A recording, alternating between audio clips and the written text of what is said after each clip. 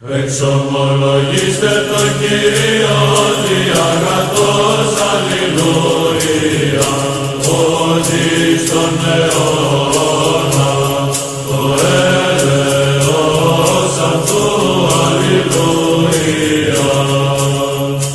Εξομολογήστε το Θεό, τον Θεόν αλληλούια, ότι στον αιώνα το έλεος αυτού αλληλούια.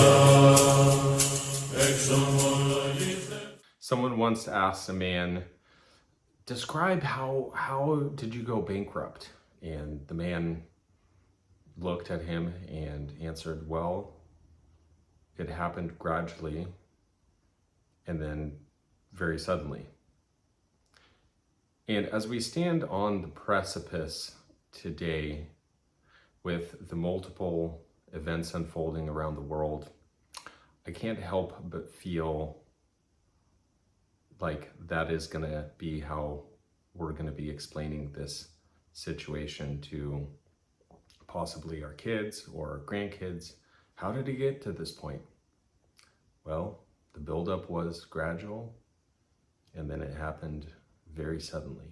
And the way that I like to look at the current geopolitical and economic situation unfolding in the West is a series of bad decisions. Now, some of these can be traced back decades and decades ago, while some of the other ones, which I'm going to talk about, the one in the Middle East, is a series of bad decisions post 9/11 that have put the United States in a very precarious position in the Middle East. I think we'll start with that situation, and then we'll tie that into what is currently happening within the derivatives in the markets. And I'm not a market expert by any means. I have a very rudimentary understanding of it, but people a lot smarter than I have been making these predictions for a while now. I think it's worth noting and quite obvious that no one knows how exactly it's going to unfold and what is going to be the straw that breaks the proverbial camel's back in this situation. But as I sit here today, it's hard for me to think of a scenario where it's like walking through a minefield and you only have to trip off one of these mines and the rest of them start going off around you.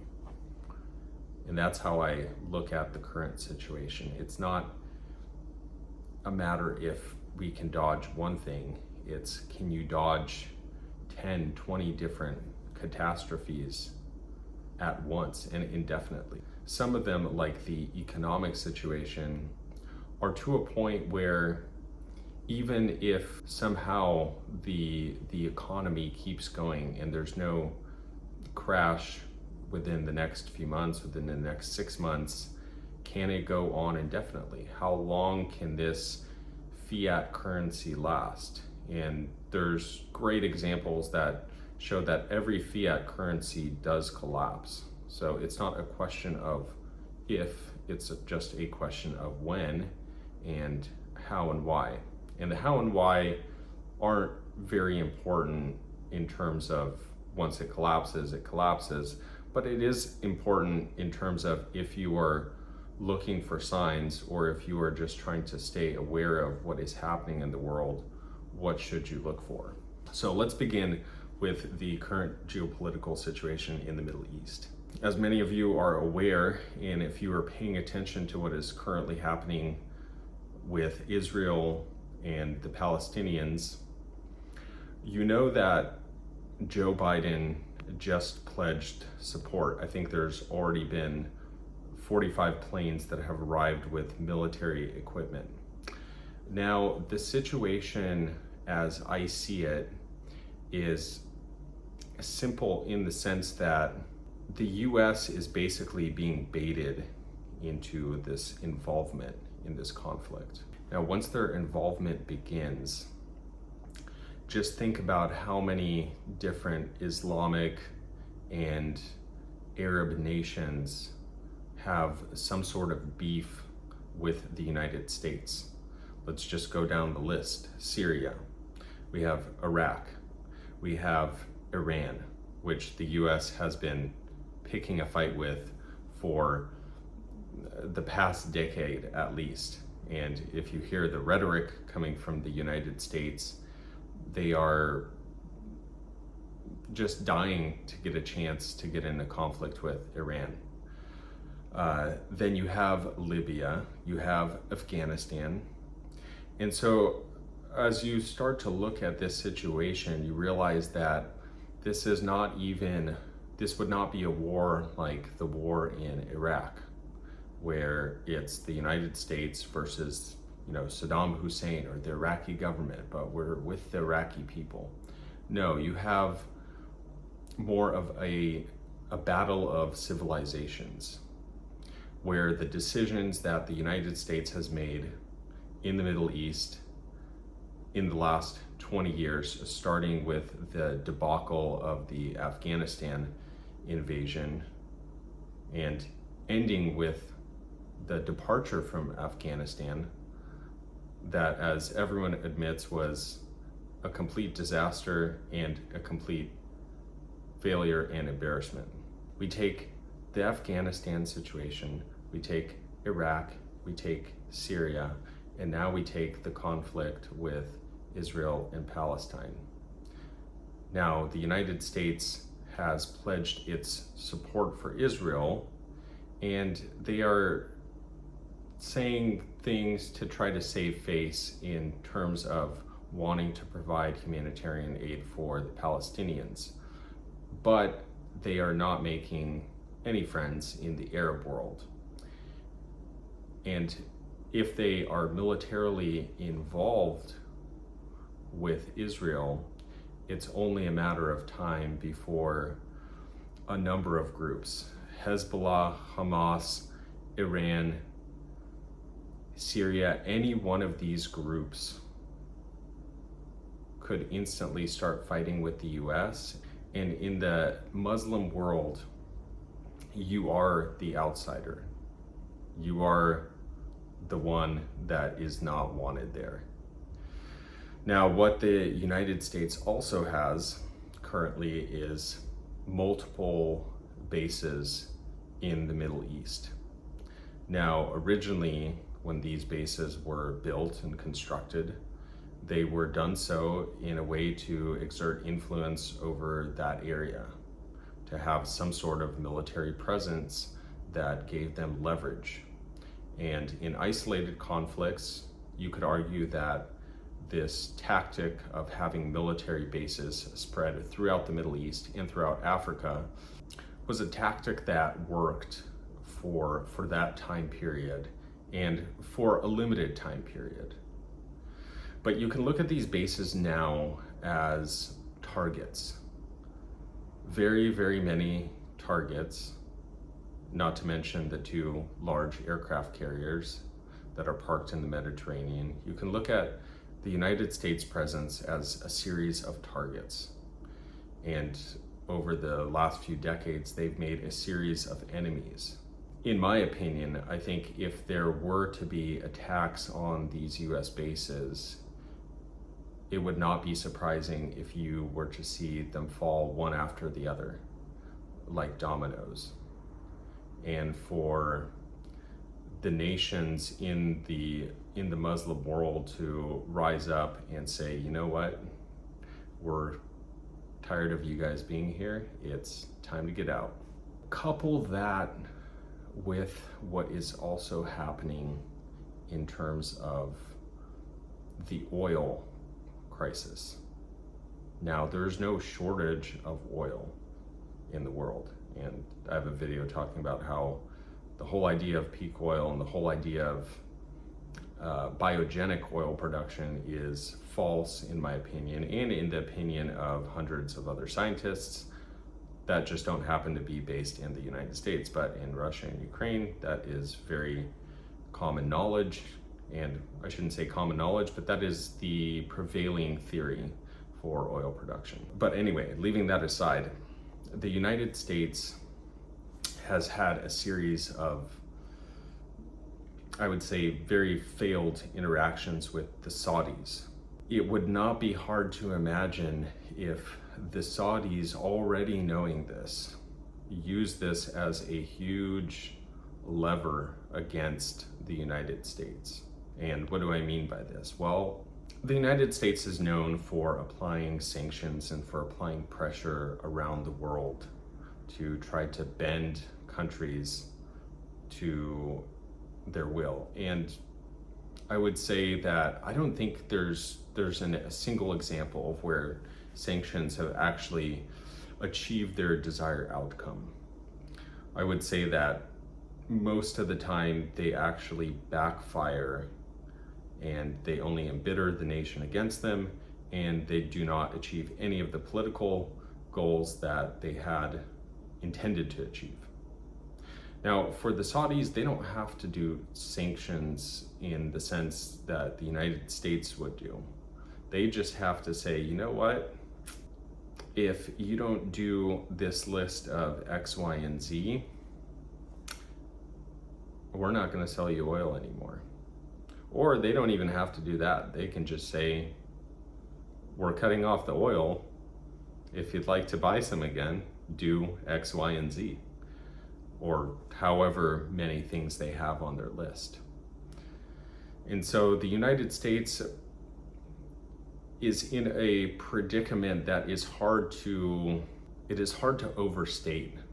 It is hard to overstate of how bad of a predicament they're in, because the domestic oil production is just not enough to cover the actual oil expenditure needs of the United States.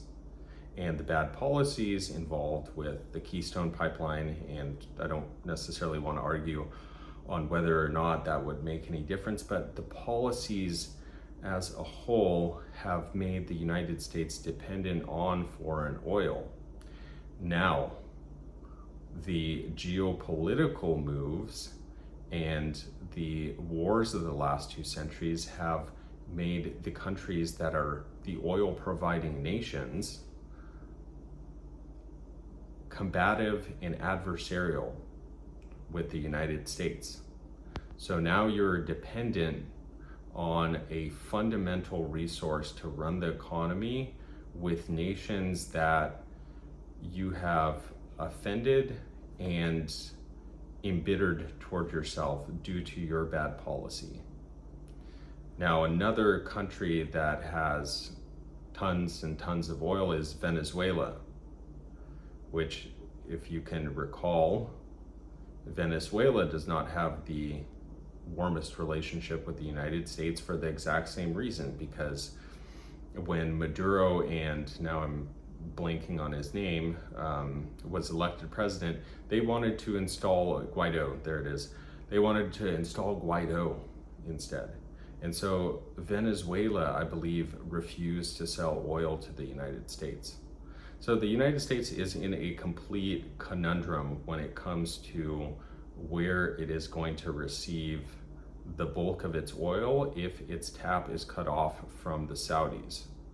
Now, to get into some of the financial, now to talk about some of the purely economic pitfalls that await. Namely, the one that comes to mind is the derivatives market. And now I'm not going to claim to be any kind of an expert on this. I don't even know if I fully understand it.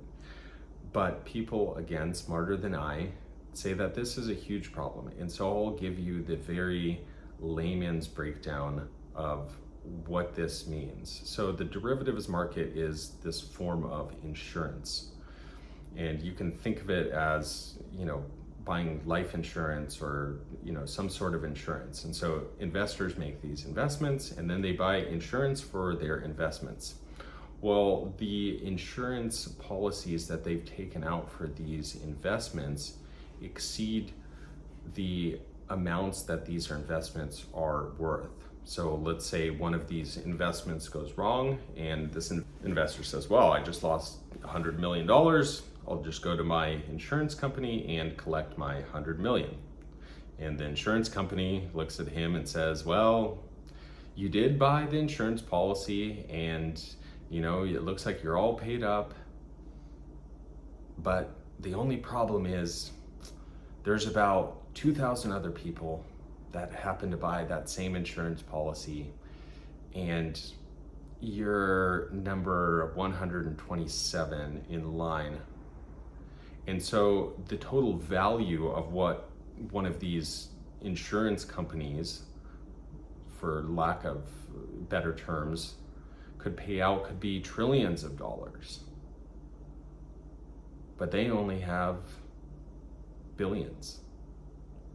And so you can see how quickly something like this unravels. Now, how does something like that happen? Well, the example that was pointed out was an example that has to do with the liquid natural gas market.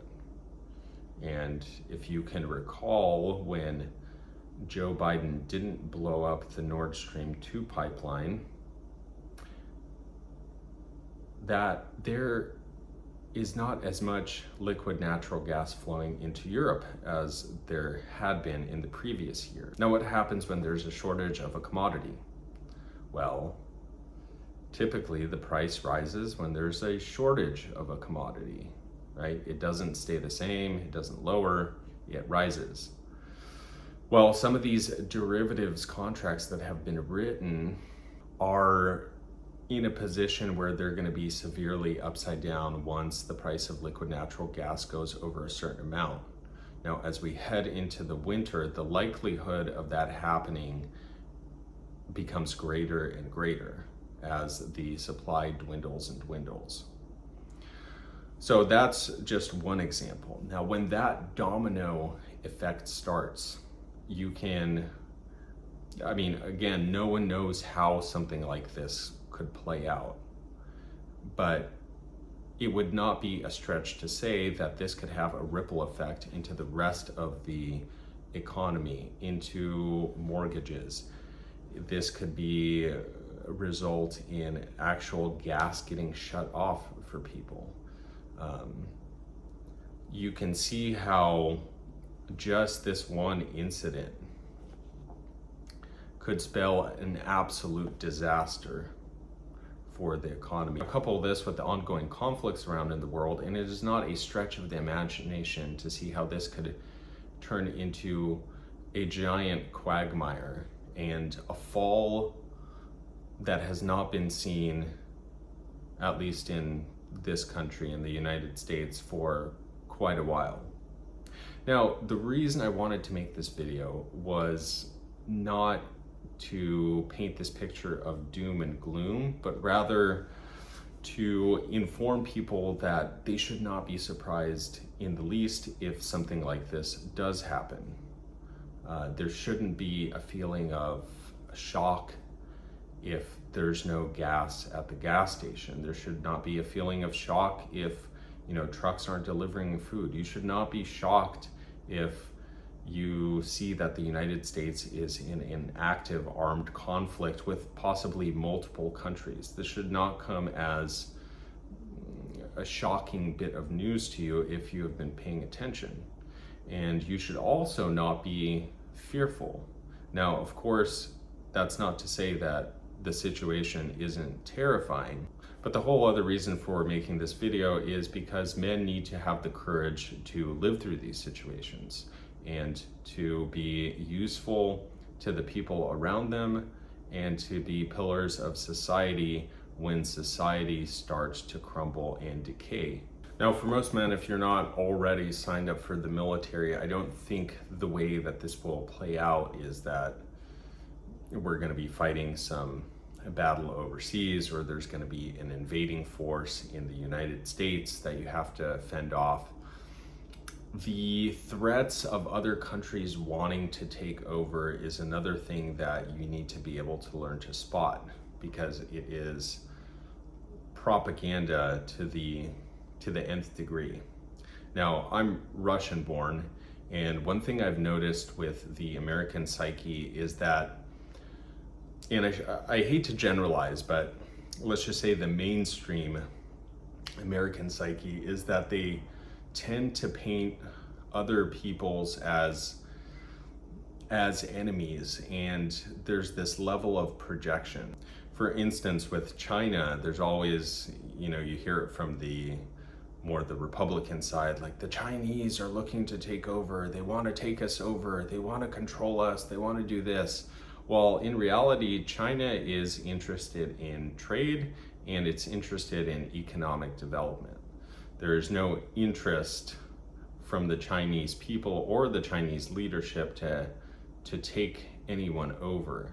If anything, China is a very homogenous society where the majority of China is Chinese people, and they don't wish to rule over, for lack of a better word, a bunch of white people or white and black people. They want to rule over their own people, the Chinese people. And the same goes with Russia, where there's this fear mongering around, Russia wants to destroy the US. Now you're finally hearing some good independent news media that are actually telling the truth. But if you listen to the likes of anyone from Lindsey Graham to name any mainstream politician, their view of Russia's goals are distorted, and you can't help but wonder if there's just a level of projection that is injected into those. And so the main point I wanted to make is that if you are living in America, you should not fear that someone is going to come here to take you over. The fall will be the doing of your own government over the series of decades. And the solution, I think, will start locally, and it starts with men picking up the pieces, and that starts with the most basic things. So we can think of our power and competency as men mainly in several different categories. Number one, the physical. So the physical could be the basics of being able to fend for yourself or fend for the people around you, being physically fit enough to walk somewhere or have to pick something up, move things around, being fit. Now we can think of skills as part of the physical competency category as well. Can you fix a structure? Can you put something together? Can you fix a car if you have limited resources? Are you able to use the objects and the tools around you and to problem solve? We can think of all those things as physical competencies, which as a man, you need to be developing from the time I'd say from the time of adolescence, you should be developing all of those skills and competencies. The second category would be mental competencies. And mental competencies are obviously things like being able to work on a computer. Mental competencies include things like being able to work on a computer, knowing coding, knowing different software programs, having a high level of literacy, being able to understand what you read, being able to follow directions, being able to take directions with no images and follow those directions and instructions. And those are all things that, in the case that society does fall apart, people will have to pick up the pieces and do, because the bare bones of society will always be there, but sometimes it won't be as comfortable and it won't be as easy as it was before. Growing, gathering food and water is also one of the basics of just human survival. And I think for every single man, it is absolutely critical that you know a number of different ways in order to get clean water if you do not have clean water available to you.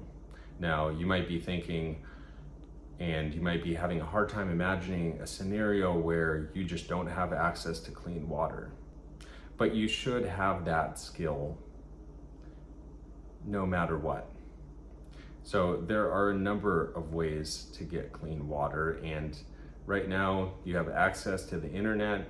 You can easily look up several of those ways. Another thing is to understand what grows well in your area, how to harvest food, how to prepare food, how do you store food if you don't have refrigeration. Those are also critical things that every man should know, and I would add women in this category, but I'm making this video for men, so every man needs to have just a basic understanding of food gathering, storage, when there is a lack of refrigeration, preservation methods, so that if you do not have access to ice, to refrigeration, you can still store and eat food and not starve. I wanted to make this video because I think there is a very low probability that we come out of all these developing situations completely unscathed, with the world intact as we know it today. Very likely there will be a fall, and if the fall is great and much worse than you could have ever thought, don't be surprised and don't be fearful. Pray to God for the strength to get through the situation, and use your God-given masculine qualities to be of maximal service to the people around you, your community, your family, and your friends. With that, I'll see you on the next one. Εξομολογήστε τον Κύριο διαγατός, αλληλούια, ότι στον αιώνα το έλεος αυτού, αλληλούια. Εξομολογήστε τον Θεό